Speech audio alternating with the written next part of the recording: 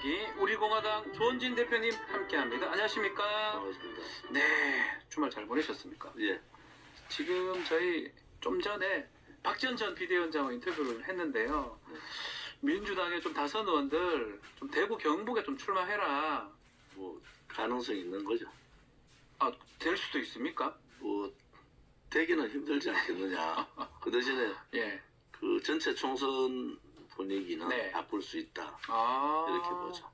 다선 의원들이 대구 경북으로 가는 거.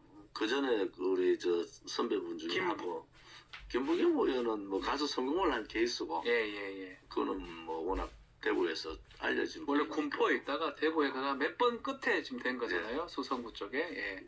김부겸 의원은 그래서 이제 총리까지 예. 하는 거. 근데 대권 후보 중에 또 한 사람 아닙니까? 예. 뭐 아직 그렇죠. 그렇죠. 예. 그래서 도전할 필요가 있다. 음흠. 대구도 그런 생각을 갖고 있죠. 그렇게 이렇게 좀 제안하는 거는 긍정적이다 이렇게 보시는 거군요. 그 국민의힘이 대구에서 워낙 못하니까 네. 좀 정치 전체적인 변화가 이번 총선에는 분명히 있다. 양당에 대한 국민들의 심판이 좀 네. 있을 것 같다. 아하. 그러면 지역적인 부분에서는 뭐 대구 경북도 민주당이 그냥 아예 소외시할 필요는 없다. 대구 경북도 도전할 수 있는 사람은 좀 도전하고, 네. 천하람 후보도 뭐 이제 대구로 좀 나가도 되겠다 생각이 들어요. 순천에 지금 지역구를 본인은 뭐 거기보다는 하는데. 대구 일단 국회 입성하는 게 좀 급한 거 아닌가요? 그러니까 본인은 대구 출신이기도 해요. 네. 대구 사람 출신인데. 대구 출신이라서 예. 이번에 인지도 많이 높였는데, 제가 천하람의 적은 역시 이준석이다. 아. 결국 결과가 그래 나올 것 같아요. 자, 그러면 국민의 정단계 지금 얘기 좀 해볼게요. 지금 투표율이 매우 높습니다. 47.51%예요. 이게 흥행이 되는 이유가 뭡니까? 흥행이 안 된 거죠. 안된 투표율이 겁니까? 저는 높지 않다고 보는 아. 게, 100% 권리당원으로 바꿔가 투표율이 그 정도밖에 안 나온 것은, 아하. 물론 이틀 남았지만은 예. 이준석 당대표 될 때 45% 넘었잖아요. 그렇죠. 뭐 그렇게 이제 상대적으로 비교해 보면은 결코 투표율이 높은 게 아니다. 전당대회가 진흙탕 싸움이고, 윤심 논란, 또 대통령실의 직접적인 개입, 네. 나경원 전 원내대표에 대한, 나경원 원내대표에 대한 집단적 반이성적 행위들, 줄 세우기, 네. 뭐 이런 그 전당대회에서 가장 추악한, 가장 최악의 전당대회다. 그래서 뭐 일반 언론에서 높다고 자꾸 얘기하는데, 네. 객관적으로 상대적으로 봐서는 그렇게 높은 게 아니다 이래 보는 거죠. 더 높을 수 있는 기회가 없어졌다 이렇게 보시는 거예요. 프로테지보다는 예. 숫자로, 저는 숫자로 40만 명 가까이가 했다. 맞습니다. 예. 이제 뭐 그 전체적으로 한 50만 명 가까이가 투표했다. 이것이 더 중요하지. 프로테지는 그렇게 중요하지 않다. 이런 중요하지가 거. 않다. 어쨌든 간에 이 투표율을 보고 후보들마다 해석이 다 달라요. 자신이 유리하다 이렇게 하는데 어떻게 보십니까? 누구한테 가장 유리하다 보시는 겁니까? 양쪽이, 하나는 이제 전당대회 당무 개입이나 네. 윤핵관들의 막말 이런 부분에 대해서 반발 심리도 있고, 또 하나는 뭐 지키자. 윤석열 대통령이 이제 이번 주에 1년 되잖아요. 그렇죠. 그러니까 4년 남은 윤 대통령을 지키자. 이제 바꾸자는 그러한 것보다는 지키자는 쪽. 지키자. 뭐 이런 쪽이 같이 돼서 투표율이 그 정도, 많은 사람들이 한 40만 명 가까이가 투표를 한 거 아니냐가 이렇게 보는 거죠. 두 개 다 있을 것이다라고 보시는 거예요. 두 개 다 있는 거죠. 예, 단지 그 유리한 부분들은 네. 이 판이 이제 천하람 후보 나오기 전에 안철수 후보가 네. 대단히 좋은 기회가 있었잖아요. 한 번은 이제 나경원 전 원내대표에 대한 집단적 린치. 네. 요즘 학폭 보면은 그 당시에 윤핵관들이 꼭 학폭을 행위한, 학폭이 폭력뿐만 아니라 언어 폭력도 대단히 중요하잖아요. 네. 묻은머리라는 얘기가 나왔을 때 그때 사실은 안철수 후보가 기회가 왔어요. 근데 사실은 지도자로서 특히 총선에서 일정 목을 하겠다. 그러면 윤석열 대통령하고 좀 다른 모습이 보여야 되는데, 네. 변화하고 개혁하겠다는 분이 기회주의적 행태를 보였다. 두 번째는 대통령실에서 직접 개입했죠. 정무수석이 후보를 직접적으로 디스할 거 아닙니까? 네. 그때 사실은 안철수 후보한테 엄청난 기회가 온 거죠.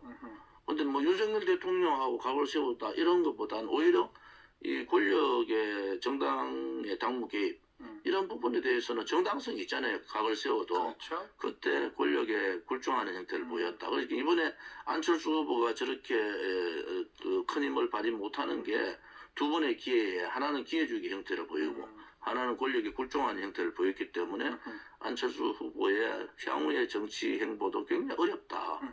사실은 이번 뭐 전당대회 지더라도 네. 대통령 후보는 안철수 후보의 미래에 대해서 고민을 해야 되는데 이번은 그런 전략이나 그런 전술 자체가 없었다 이래 보는 거죠. 대선도 어렵다고 보시는 거군요. 뭐 대선 후보로서의 자격도 이제 어려워졌다 이래 보는 자격도 거죠. 없을 것이다.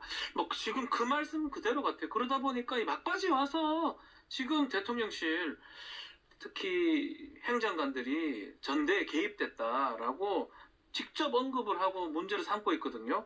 이게 바뀐 이유가 좀 그런 전대에 겁니까? 개입한 거 맞잖아요. 아, 아니 비대위원장 만나고 정무수석이 직접적으로 안철수 후보를 디스하면 그때 본인의 모습을 보여야죠. 사실은 권력에 뭐 윤석열 대통령이 권력에 충성하지 않는다 하듯이 본인도 윤석열 대통령하고 같다 권력에 충성하지 않는다.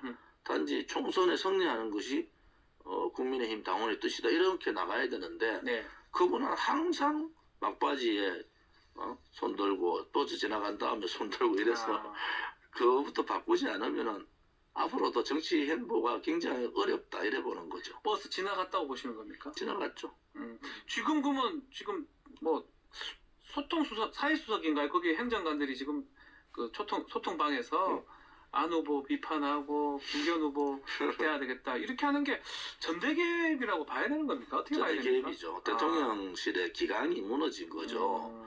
대통령이 민생에 올인하는 모습을 자꾸 네. 안 보이니까 대통령실이 자꾸 이 정치에 개입하는 모습을 보이잖아요. 네.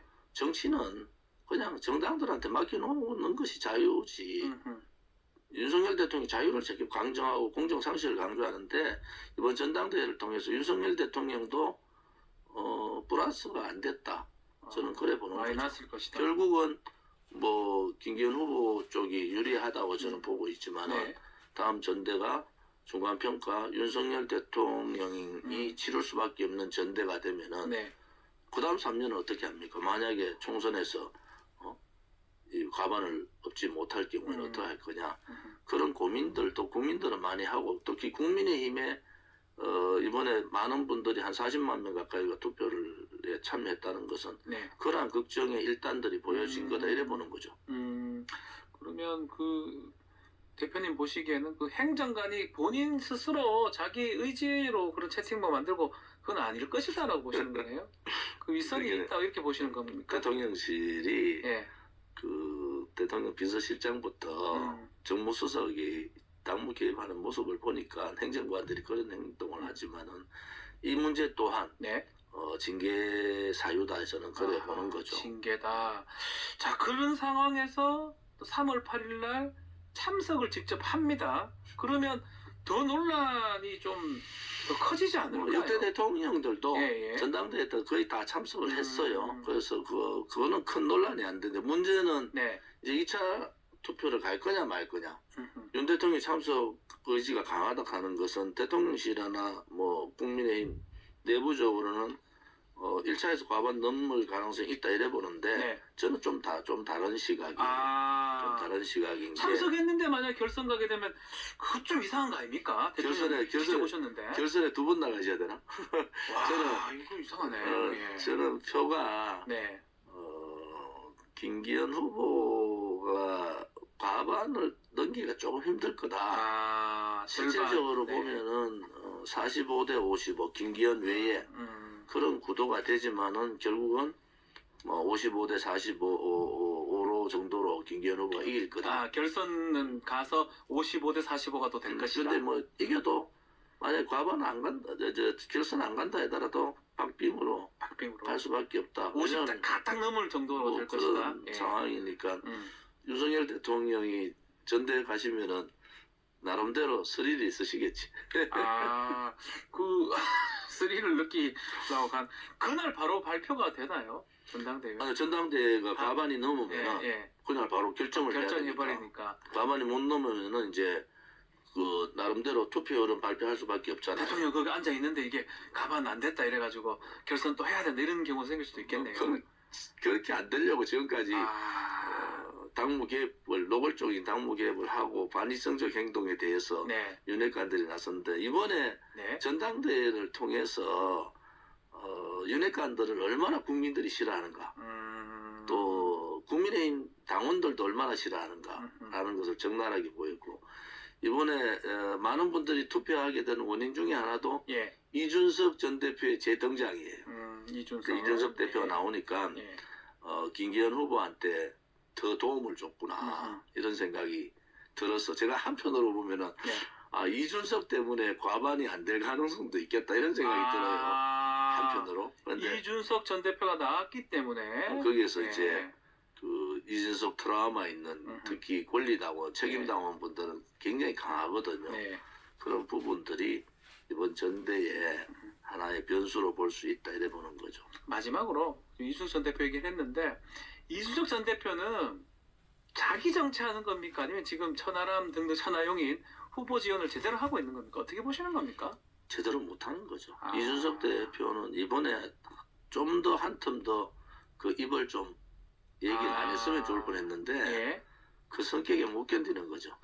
그래서 이준석 대표가 오히려 전당대회에 천하람 후보한테 큰 도움이 안 됐다. 도움이 안 됐을 것이다. 알겠습니다.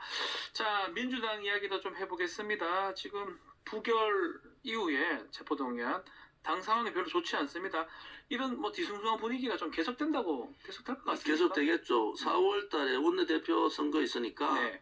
원내대표 선거에서 이제 양쪽이 표싸움을 되게 할 텐데 이재명 원내대표 선거에서까지 친명계를 밀어붙일 거냐 하는 것도 고민을 할 겁니다. 예. 근데 보통 무효표 문제가 11표인데 그중에 국민의힘 무효표도 있어요. 있습니까? 당연히 있죠. 예. 제가 국회에서 해보면은 예. 국민의힘도 거의 반반이에요 무효가. 그런데 적게 잡아도 3표 정도 무효표는 국민의힘 쪽에서 나왔을 거다 이래 보는 거도. 예. 그거는 예. 일반적으로 그래 나올 수밖에 없는 상황인데 뭐 자기도 모르게 점 찍는다지. 그래서 그런 부분으로 보면 40이 넘었다 이래 보잖아요. 40명이. 네. 그런 부분에 있어서는 이재명 대표의 고민이 더 깊어진다.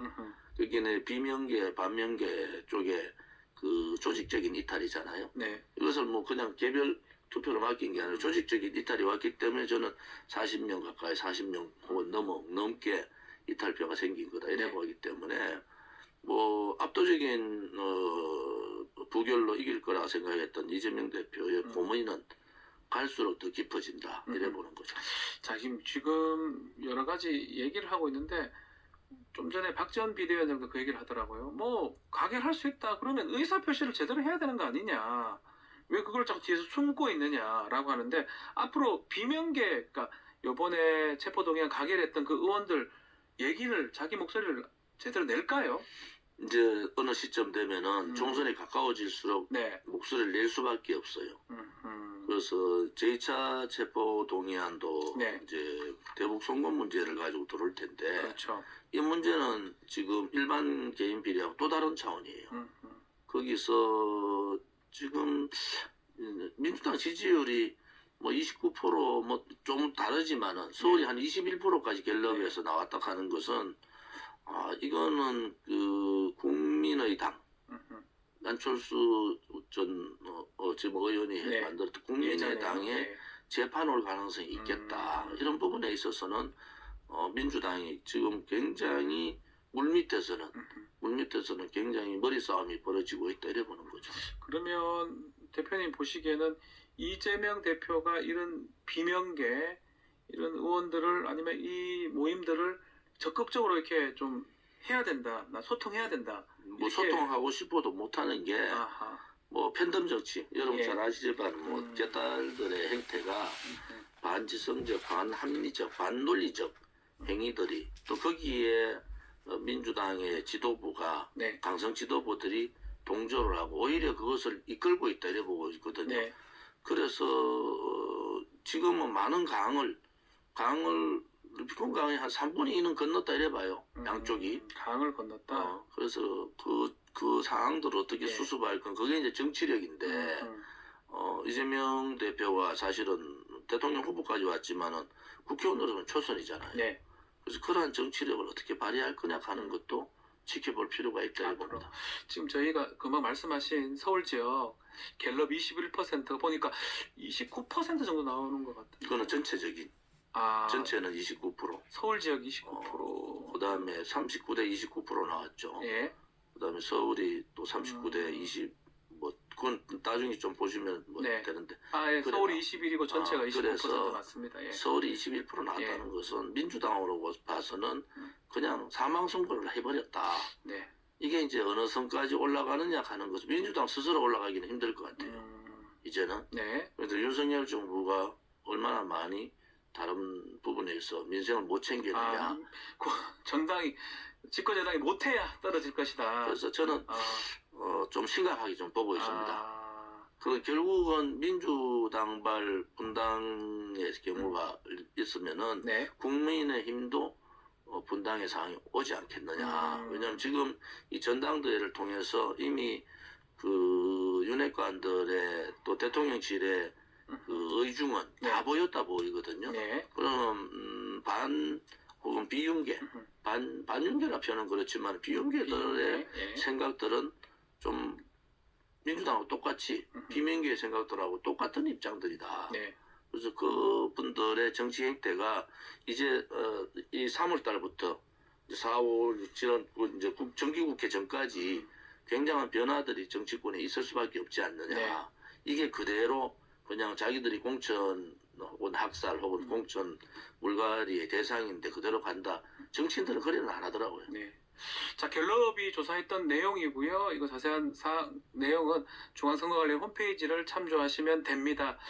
자, 말씀처럼 지금 이번 주가 윤석열 대통령 이제 1년이 됩니다. 뭐 5월까지 정식 취임이지만 인수위로 하면 1년이 되는데 어땠습니까? 1년을 좀 지켜봤던 결과. 물론 그 믿고 맡길 수 있는 사람이 많지 않아. 인재풀이 윤석열 대통령의 인사 스타일로 많지 않지만 네. 이제 검찰 인사는 좀 안 했으면 좋겠다. 검찰은 빼라. 두 번째는 과연 1년 동안 가장 최악의 팬데믹 마지막 단계 그리고 포스트 팬데믹의 상황에서 윤석열 대통령이나 윤석열 정부가 민생에 네. 올인했느냐. 이것은 깊이 반성할 필요가 있다. 오히려 민생보다는 국민들을 정치로 몰고 가지는 않았느냐. 혹은 협치보다는 대결 구도로 가져가지 않았느냐. 네. 그러면은 1년 지나고 2년 차에도 만약에 민생 문제라든지 개혁 과제들의 문제를 윤석열 정부 못하게 되면은 민심은 돌게 돼 있잖아요. 예. 그런 부분에 있어서는 윤석열 정부 1년이 저는 뭐 낙제점이다. 이래 보는 거죠. 낙제점. 그럼 점수를 100점을 하면 얼마 정도입니까? 뭐 지난번에 대통령 선거 때 다들 그랬어요. 네. 최악 말고 차악이라도 뽑자. 아하. 이번 경선 보면서 예. 아니 이제 정치 지도자를 최선이나 차선을 뽑는 게 아니고 차악을 차악을 뽑는 그러한 선거가 됐다는 게 너무 부끄럽습니다, 사실은.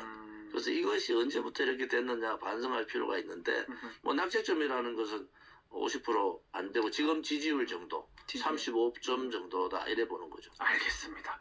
자, 시간이 다 됐습니다. 자, 오늘 말씀 여기까지 듣도록 하겠습니다. 감사합니다.